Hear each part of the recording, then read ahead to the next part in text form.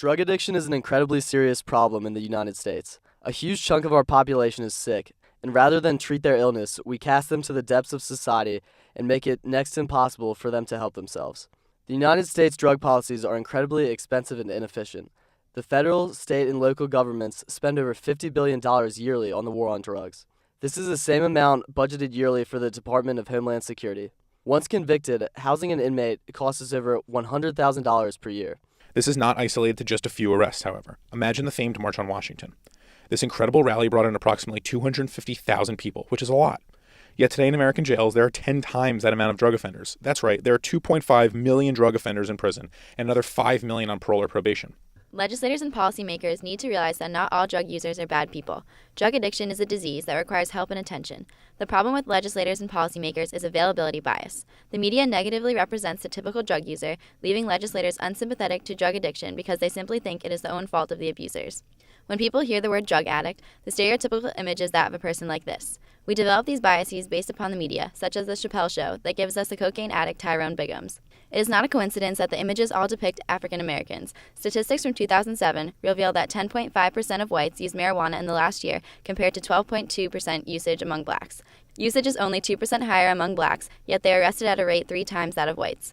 What the public and policymakers fail to recognize is that drug users are everywhere. They are the new parents expecting, they are the teachers of our children, and they are our grandparents. And most relevant for us, drugs are used by our beloved politicians. Barack Obama, Sarah Palin, Bill Clinton, Al Gore, Rob Ford, Clarence Thomas, John Kerry, and George W. Bush all use drugs. So how can we deny this is a problem? Recognizing that the availability bias skews the perception of drug use is important for policymakers. Removing the negative stigma surrounding drug abusers will encourage addicts to believe that they are not the monsters humanity makes them out to be. According to Jonathan Haidt, there are 5 basic moral foundations that affect our views on the morality of an issue: care, harm, sanctity, degradation, fairness, cheating, authority, subversion, and loyalty, betrayal. However, the most applicable foundation to illegal drug addiction is sanctity, degradation. This foundation asserts that we find things morally reprehensible when they degrade things that we hold sacred. To those who consider the body sacred, the use of drugs elicits feelings of disgust. This leads to contempt for those who degrade their bodies through illegal drug addiction. Disgust and contempt keeps drug addicts isolated from the healthy parts of society, thus making it difficult to come to a consensus on a feasible policy option regarding illegal drug addiction. So what else makes it difficult for policymakers to address this issue? A major factor is something known as a fundamental attribution error, or simply the FAE.